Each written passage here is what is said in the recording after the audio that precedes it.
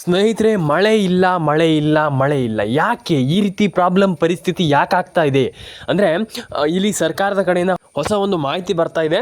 ಇಲ್ಲಿ ಮಳೆ ಇಲ್ಲ ಅಂತಂದಮೇಲೆ ಇನ್ಮೇಲೆ ಮಳೆ ನೀರನ್ನು ಕೊಯ್ಲು ಮಾಡಬೇಕು ಅನ್ನುವಂಥದ್ದು. ಅಂದರೆ ನೆಕ್ಸ್ಟ್ ವರ್ಷದಿಂದ ಎಲ್ಲರೂ ಕೂಡ ಮಳೆ ನೀರು ಕೊಯ್ಲನ್ನು ಮಾಡಬೇಕು.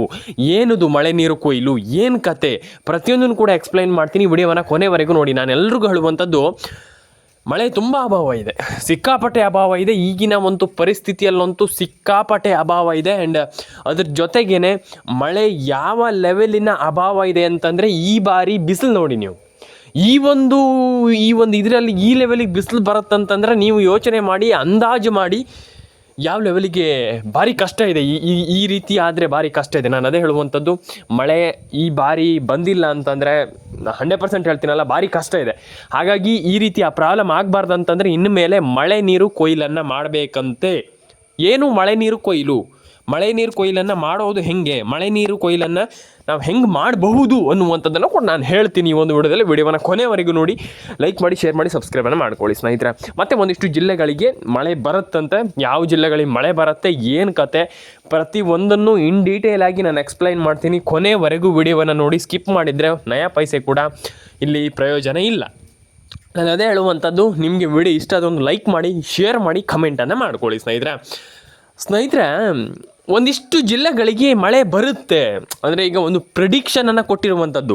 ಇಲ್ಲಿ ಸರ್ಕಾರದಿಂದ ಎಲ್ರಿಗೂ ಗೊತ್ತಿದೆ, ಸರ್ಕಾರ ಏನು ಮಾಡ್ತಾ ಇದೆಯಪ್ಪ ಅಂತಂದರೆ, ಇಲ್ಲಿ ನಿಮ್ಮೆಲ್ರಿಗೂ ಗೊತ್ತಿದೆ ಮಳೆ ನೀರು ಕೊಯ್ಲನ್ನು ಮಾಡಬೇಕನ್ನುವಂಥದ್ದನ್ನು ಚರ್ಚೆ ಮಾಡ್ತಾ ಇರುವಂಥದ್ದು. ಎಲ್ರಿಗೂ ಗೊತ್ತಿದೆ ಮಳೆ ನೀರು ಕೊಯ್ಲನ್ನು ಹೆಂಗೆ ಮಾಡಬೇಕು, ಯಾರು ಯಾವ ಟೈಮಲ್ಲಿ ಮಾಡಬೇಕು, ಹೆಂಗೆ ಮಾಡಿದ್ರೆ ಮಳೆ ನೀರು ತುಂಬ ಉಳಿಯುತ್ತೆ ಮತ್ತು ಮಳೆ ನೀರಿಂದ ತುಂಬ ಒಳ್ಳೆಯದಾಗತ್ತೆ ಅನ್ನುವಂಥದ್ದು ನೀವು ಕೇಳ್ತಾ ಇರುವಂಥದ್ದು. ನಾನು ಹೇಳ್ತೀನಿ, ಕೇಳಿಸ್ಕೊಳ್ಳಿ.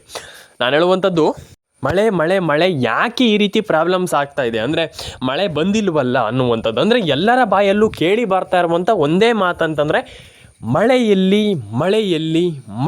ಅದಕ್ಕೆ ಸೊಲ್ಯೂಷನನ್ನು ನಾನು ಹೇಳ್ತೀನಿ, ಕೇಳಿಸ್ಕೊಳ್ಳಿ. ನೀವು ಮಳೆಯನ್ನು ಹೇಗೆ ಪಡೆದುಕೊಳ್ಳೋದು, ಮಳೆ ನೀರು ಕೊಯ್ಲನ್ನು ಮಾಡಬೇಕಾಗ್ತದೆ 100%. ನೀವು ಒಂದಿಷ್ಟು ಜನರಿಗೆ ಒಂದಿಷ್ಟು ಥಿಂಕಿಂಗ್ ಇದೆ, ಅಂದರೆ ಏನಂತಂದರೆ, ಬಿಡು ಏನಾಗಲ್ಲ, ಮಳೆ ಬಂದಿಲ್ಲ ಅಂತಂದರೆ ಏನಾಗಲ್ಲ. ಅದರ ಪ್ರಭಾವ ಹೆಂಗೆ ಗೊತ್ತಾಗುತ್ತೆ ಅಂತಂದರೆ, ಮಳೆ ನಿಮಗೆ ಕರೆಕ್ಟಾಗಿ 1 ವಾರ ಬರದೇ ಇರಲಿ, ನಿಮ್ಗೆ ಆವಾಗ ಯಾವ ಲೆವೆಲಿಗೆ ಗೊತ್ತಾಗುತ್ತೆ ಅಂತಂದರೆ, ಅಯ್ಯೋ ಯಾಕೆ ಹಿಂಗಾಯಿತು ಅಂತ. ನಾನು ಅದೇ ಹೇಳುವಂಥದ್ದು, ಫಸ್ಟಿಗೆ ಯಾವತ್ತೂ ಕೂಡ ಏನಾಗಲ್ಲ ಅಂತ ಇರಬಾರ್ದು. ಯಾವತ್ತೂ ಕೂಡ ಯಾವುದೇ ವಿಚಾರ ಆಗಲಿ ಏನಾಗಲ್ಲ ಅಂತಿದ್ದರೆ ನಮಗೇನು ಅಂದರೆ, ಈಗ ನಮಗೆ ಅದ್ರದ್ದು ಅರ್ಥನೇ ಆಗಲ್ಲ. ಹಾಗಾಗಿ ಏನೂ ಆಗಲ್ಲ ಅಂತ ಯಾವತ್ತೂ ಇರಬಾರ್ದು. ಏನಾದರೂ ಕೆಟ್ಟದ್ದಾದರೆ ಅಥವಾ ಏನೋ ಆದರೆ ಅನ್ನುವಂಥದ್ದು ಇರಬೇಕು ಲೈಫಲ್ಲಿ.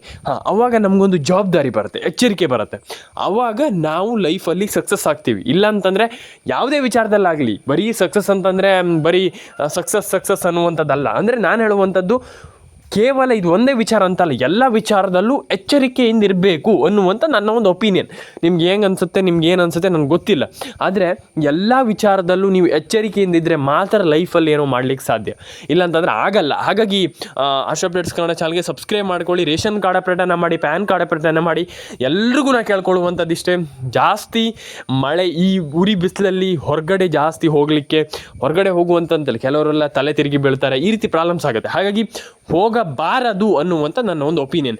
ಆ್ಯಂಡ್ ಒಂದಿಷ್ಟು ಜನ ಕೇಳಿದ್ರಿ, ನಾನು ಎಲ್ರಿಗೂ ಹೇಳುವಂಥದ್ದು, ನನ್ನೆಲ್ಲ ಸಬ್ಸ್ಕ್ರೈಬರಿಗೂ ಹೇಳುವಂಥದ್ದು, ನಾನು ಪ್ರತಿಯೊಬ್ಬರಿಗೆ ಹೇಳಿದ್ದೆ, ಇದನ್ನು ಮತ್ತೊಮ್ಮೆ ಹೇಳುವಂಥದ್ದಲ್ಲ. ಏನಂತಂದರೆ, ನಾನು ತುಂಬ ಜನರಿಗೆ ಹೇಳ್ತಾನೆ ಇರ್ತೀನಿ, ಜಾಸ್ತಿ ಹೊರಗಡೆ ಹೋಗಬೇಡಿ. ಆ್ಯಂಡ್ ಮಳೆ ಬಂದಾಗಲೂ ಕೂಡ ಜಾಸ್ತಿ ತಿರ್ಗ್ಲಿಕ್ಕಾಗಿರ್ಬೋದು, ಏನಕ್ಕೂ ಎಲ್ಲ ಹೋಗ್ಲಿಕ್ಕೆ ಹೋಗ್ಬೇಡಿ. ಅಂದರೆ ಸೇಫ್ ಆಗಿರಿ ಅಂತ ನನ್ನ ಒಂದು ಎಚ್ಚರಿಕೆ ಅನ್ನುವಂಥದ್ದು ಅಷ್ಟೇ ನಾನು ಹೇಳುವಂಥದ್ದು. ಆ್ಯಂಡ್ ಎಲ್ರಿಗೂ ಒಳ್ಳೆಯದಾಗಲಿ. ಆ್ಯಂಡ್ ನಾನು ಹೇಳುವಂಥ ಒಂದಿಷ್ಟು ಜಿಲ್ಲೆಗಳ ಹೆಸರನ್ನು ಹೇಳ್ತೀನಿ. ಈ ಒಂದಿಷ್ಟು ಜಿಲ್ಲೆಗಳಿಗೆ 100% ಆಗಿ ನಿಮ್ಮ ಈ ಒಂದಿಷ್ಟು ಜಿಲ್ಲೆಗಳಿಗೆ ಮಳೆ ಬಂದೇ ಬರುತ್ತೆ. ಯಾರೂ ಕೂಡ ತಲೆ ಕೆಡಿಸ್ಕೊಳ್ಳಿಕ್ಕೆ ಹೋಗಬೇಡಿ. ಯಾವ್ಯಾವ ಜಿಲ್ಲೆ ಏನು ಕತೆ ಅನ್ನುವಂಥದ್ದನ್ನು ಎಕ್ಸ್ಪ್ಲೇನ್ ಮಾಡ್ತಾ ಹೋಗೋಣ ಬನ್ನಿ. ಫಸ್ಟ್ ಬಂದುಬಿಟ್ಟು ದಕ್ಷಿಣ ಕನ್ನಡ, ಉತ್ತರ ಕನ್ನಡ, ಮಂಡ್ಯ, ಮೈಸೂರು, ಕೊಡಗು, ಕೊಪ್ಪಳ, ಬಳ್ಳಾರಿ, ಹಾಸನ. ಐ ಥಿಂಕ್ ಇದೊಂದೇ ಅಲ್ಲ, ಲಾಟ್ ಆಫ್ ಜಿಲ್ಲೆಗಳಿಗೆ, ಅಂದರೆ ಇನ್ನೂ ಜಾಸ್ತಿ ಜಿಲ್ಲೆಗಳಿಗೆ, ಅಂದರೆ ಅಷ್ಟೇ ಜಿಲ್ಲೆಗಳಿಗೆ ಅಲ್ಲ, ಪ್ರತಿಯೊಂದಿಷ್ಟು ಜಿಲ್ಲೆಗಳಿಗೂ ಡೆಫಿನೆಟ್ಲಿ ಇಲ್ಲಿ ನಿಮಗೆ ಮಳೆ ಬಂದೇ ಬರುತ್ತೆ. ಅಂದರೆ ನಮಗೆ ಮಳೆ ಬರಲ್ಲ ಅನ್ನುವಂಥದ್ದು ಏನಿಲ್ಲ. ಹಾಗಾಗಿ ಮಳೆ ನೀರು ಕೊಯ್ಲನ್ನು ಹೆಂಗೆ ಮಾಡೋದಪ್ಪ ಅಂತಂದ್ರೆ, ನಾನು ಹೇಳಿದೆ ನಿಮಗೆ ಹಿಂಗೆ ಮಾಡೋದು ಅಂತ. ಏನಂತಂದರೆ, ಮಳೆ ನೀರನ್ನು ಸಂಗ್ರಹ ಮಾಡಬೇಕು. ಮಳೆ ನೀರನ್ನು ಸಂಗ್ರಹ ಮಾಡಿಬಿಟ್ಟು ನೀವು ಆ ಮಳೆ ನೀರು ಕೊಯ್ಲನ್ನು ಮಾಡಬೇಕಾಗ್ತದೆ. ನಾನು ಅದೇ ಹೇಳುವಂಥದ್ದು, ಮಳೆ ನೀರು ಕೊಯ್ಲನ್ನು ಯಾರು ಮಾಡ್ತೀರಾ ಅವರಿಗೆ ಡೆಫಿನೆಟ್ಲಿ ಮಳೆ ನೀರು ಅಂದರೆ ಈಗ ಅಲ್ಲ, ಅದು ಬೇಸಿಗೆ ಕಾಲದಲ್ಲೇ ಮಾಡಬೇಕಾಗ್ತದೆ. ಆ್ಯಂಡ್ ಡೆಫಿನೆಟ್ಲಿ ನಾನು ಹೇಳುವಂಥದ್ದು ಅಂಥವ್ರಿಗೆ ನೀರಿರುತ್ತೆ. ಆ್ಯಂಡ್ ತುಂಬ ಜನ ನೀರು ಇರಲ್ಲ, ಅಂದರೆ ಏನೋ ಸರ್ ಏನು ಸರ್ ನೀರಿಲ್ಲ ಅಂತ ಹಂಗೆ ಹೇಳ್ತೀರಾ.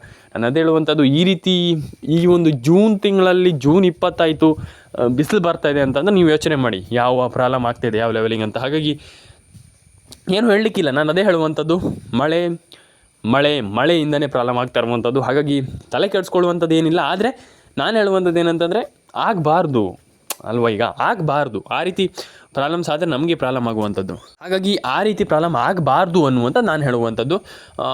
ಯಾರು ಕೂಡ ತಲೆ ಕೆಡಿಸ್ಕೊಳ್ಳೋಂಥ ಅಗತ್ಯ ಇಲ್ಲ. ನಾನು ಎಲ್ರಿಗೂ ಹೇಳುವಂಥದ್ದು ಇಷ್ಟೇ, ಕರೆಕ್ಟಾಗಿ ಎಲ್ಲ ರೀತಿಯ ರೂಲ್ಸನ್ನು ಫಾಲೋ ಮಾಡ್ತಾ ಬನ್ನಿ.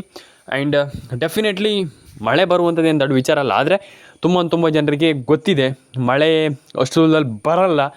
ಮಳೆ ಬರಬೇಕಂತಂದರೆ ನಿಮ್ಗೆ ಗೊತ್ತಿದೆ, ಒಂದಿಷ್ಟು ಹವಾಮಾನ ಕರೆಕ್ಟಾಗಿರಬೇಕು, ಕ್ಲೀನಾಗಿರಬೇಕು, ಫ್ರೆಶ್ ಆಗಿರಬೇಕು, ಆವಾಗ ಮಾತ್ರ ಮಳೆ ಜನ್ರೇಟ್ ಆಗುತ್ತೆ. ಇಲ್ಲಾಂತಂದರೆ ಮಳೆ ಬರಲ್ಲ. ಹಾಗಾಗಿ ಮಳೆ ಬರಲಿ ಅಂತ ಹೇಳ್ತಾ ಈ ಒಂದು ವಿಡಿಯೋ ನನಗೆ ಮುಗಿಸ್ತಾ ಇದ್ದೀನಿ. ಲೈಕ್ ಮಾಡಿ, ಶೇರ್ ಮಾಡಿ, ಕಮೆಂಟ್ ಮಾಡ್ಕೊಳ್ಳಿ, ಸಬ್ಸ್ಕ್ರೈಬ್ ಮಾಡ್ಕೊಳ್ಳಿ. ನಿಮ್ಮ ಅನಿಸಿಕೆ ಏನಿದೆ ದಯವಿಟ್ಟು ತಿಳಿಸಿ. ಕಮೆಂಟ್ ಬಾಕ್ಸಲ್ಲಿ ಬಂದುಬಿಟ್ಟು ಕಮೆಂಟ್ ಮಾಡಿ, ಶೇರ್ ಮಾಡಿ ಈ ಒಂದು ವಿಡಿಯೋನ. ಎಲ್ಲ ನಿಮ್ಮ ಮಳೆ ಯಾರಿಗೆಲ್ಲ ಬಂದಿಲ್ಲ ಅವರೆಲ್ಲರಿಗೂ ಕೂಡ, ನಿಮ್ಮೆಲ್ಲ ಫ್ರೆಂಡ್ಸ್ ಆ್ಯಂಡ್ ಫ್ಯಾಮಿಲಿಗೂ ಶೇರ್ ಮಾಡಿ. ಎಲ್ರಿಗೂ ಒಳ್ಳೆಯದಾಗಲಿ. ಲೈಕ್ ಮಾಡ್ಕೊಳ್ಳಿ, ಶೇರ್ ಮಾಡ್ಕೊಳ್ಳಿ, ಕಮೆಂಟ್ ಮಾಡ್ಕೊಳ್ಳಿ. ಸಿಗೋಣ ಮುಂದಿನ ವಿಡಿಯೋದಲ್ಲಿ ಸ್ನೇಹಿತರೆ.